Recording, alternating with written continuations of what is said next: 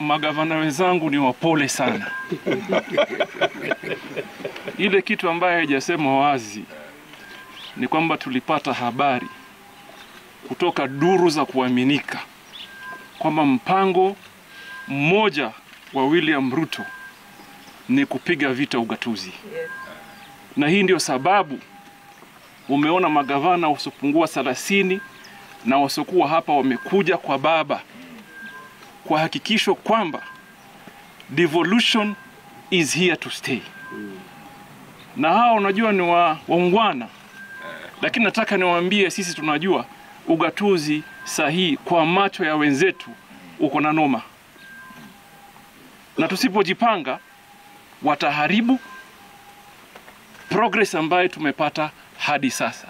Ndio maana tunasema mtu yoyote ambaye ameona manufaa, amebadilisha maisha, ameona maendeleo, mionendo ya ugatuzi, then your vote must be for Raila Amolo Odinga. Thank you.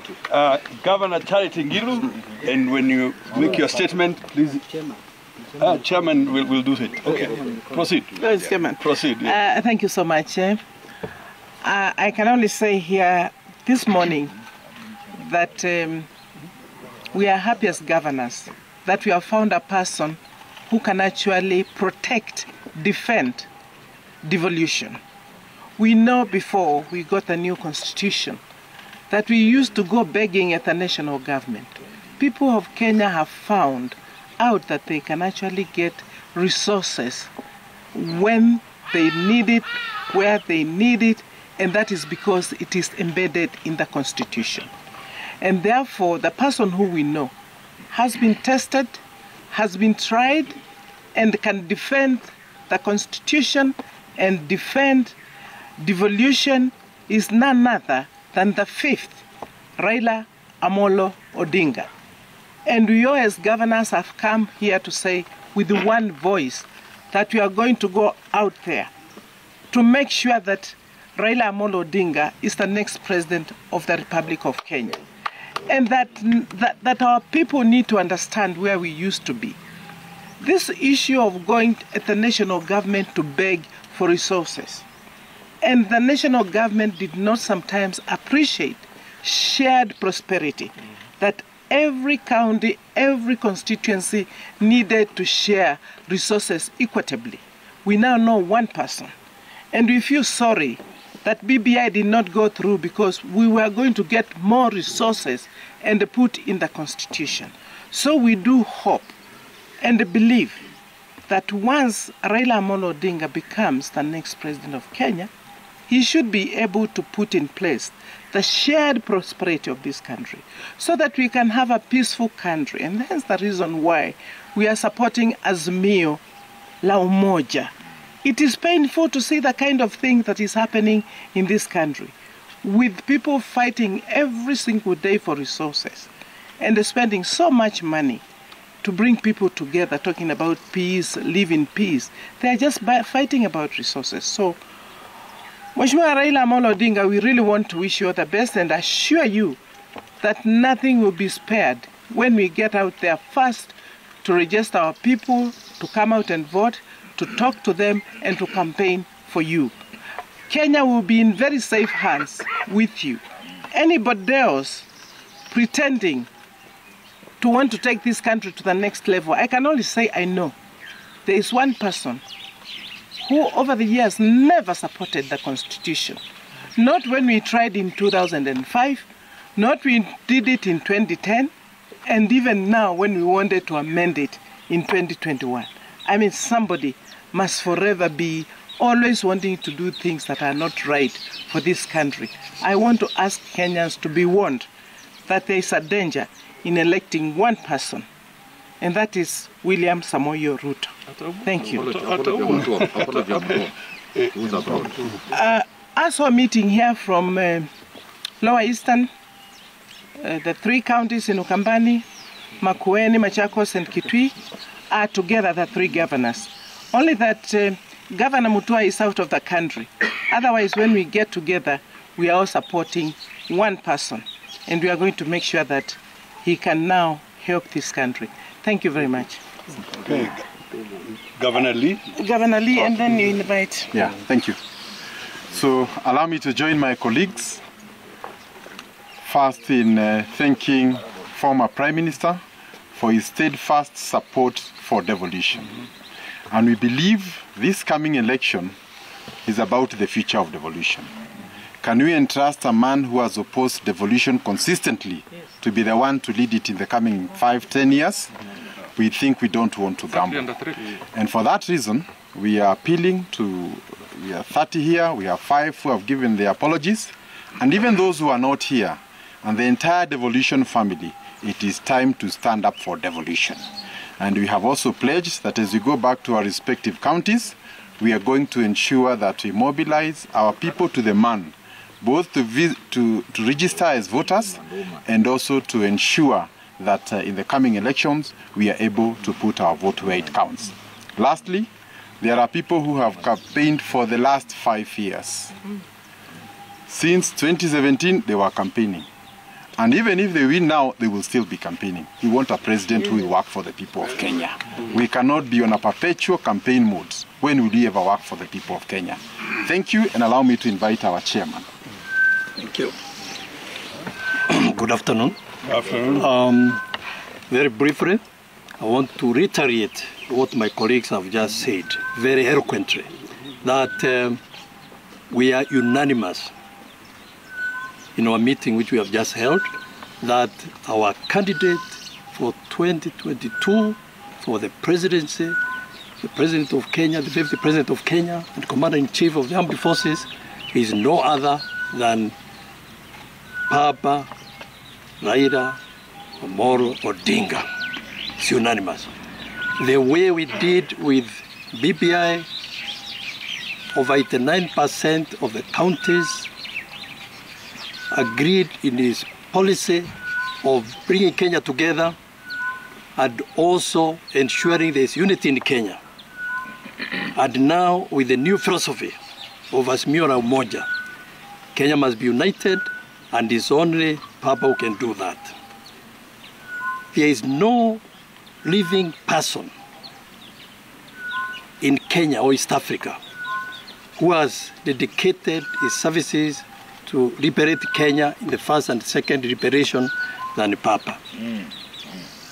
There is no other candidate who has impressed the governors that devolution will live beyond even himself and beyond his period forever and ever. With humility, I feel privileged to now invite His Excellency, the 5th President of Kenya. Mara moja.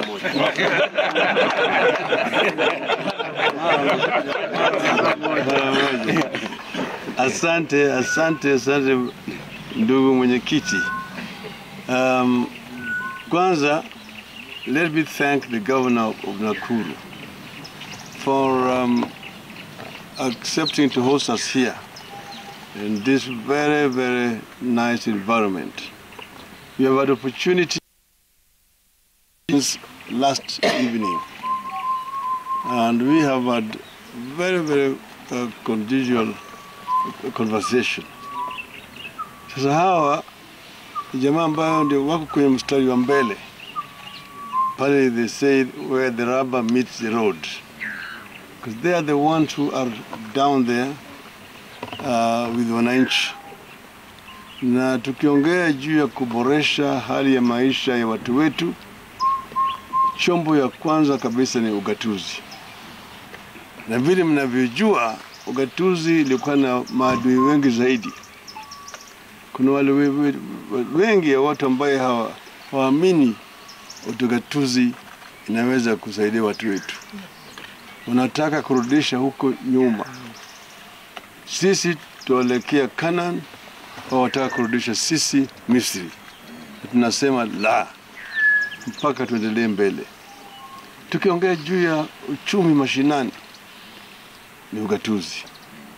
Kuongea juu ya kuboresha hali ya kilimo katika taifa letu, miundo msingi, kuongea juu ya mambo ya maji, mambo ya stima, afya, elimu, kila kitu ni kule chini, ndio hawa wako pale, na kila mtu anakubali siku hizi ati tangu tulete ugatuzi hali ya maisha ya watu wetu huko mashinani imeboreshwa. Sisi tunataka kuboresha zaidi, ndio sababu sisi tulileta BBI, and the aim of the BBI was to improve our governance structure. They say that a good idea can always yield to a better idea, and a better idea yields to the best idea. And what we were intending to do was basically to try to improve. You said that we need more resources down there. Some people are saying nothing stops us from doing it right now. But I want to tell them that all over the world it has been actually approved that if you do not put it in writing, if you just leave it to discretion, most people will be very reluctant to implement it. That's why they have done it in other jurisdictions. Like in Nigeria, it's clearly written there that 20% of the resources will go to the local government.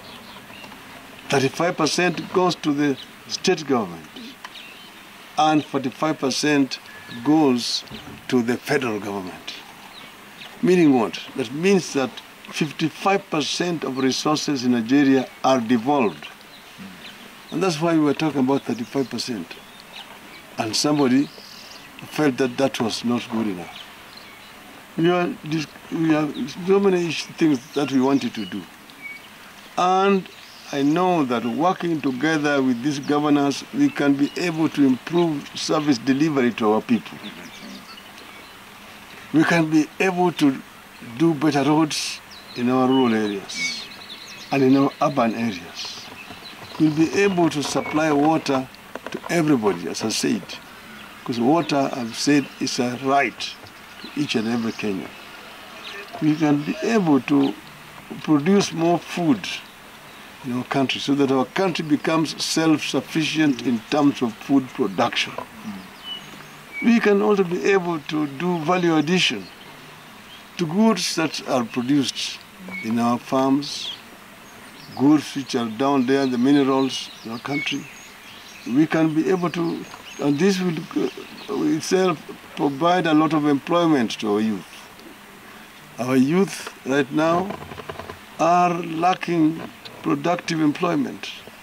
And that's why I'd said that we want to ensure that each sub-county has a particular industry, specializes in a particular product. One sub-county, one product. This will help us in our program for industrialization of our country. We will also want to digitize our economy and expand it to digitalization so that communication becomes more efficient. Working with these governors. So I'm very happy to have this opportunity to converse with the governors. As you know, today a very important exercise is starting. That is voter registration of our people. And we want these governors to go down there and champion the process of ensuring that our young people register as voters, so that they can be able to participate in the most historic elections in our country on the 9th of August this year. I want to thank all of them here. The journey is on. Azimio la Umoja, as we said, is our clarion call. That we want to unite our people, so that the people become one, irrespective of their status in terms of wealth, because somebody is actually agitating for a class war. That, tajiri na mahaslas. In every society there must always be capital owners, those who will be owning means of production, and those who are also employed. You do not deprive the rich so that you can enrich the poor. You create opportunity for the poor to become rich. Yes. This is what we want to do ourselves, so that our people can be able to change their socio-economic status. Upward social mobility is what we want, so that we create a bigger middle income class in our country. And we can do it, and this is what is going to move this country from a struggling third world economy to a middle income, and finally a first class society among the richest in the world. Kenyans can do it. Kenyans have ability to do it. Only opportunity is lacking, and we will give them that opportunity to change Kenya. I thank you very much. Let's take a group photo.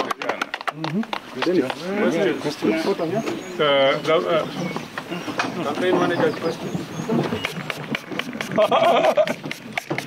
Uliza.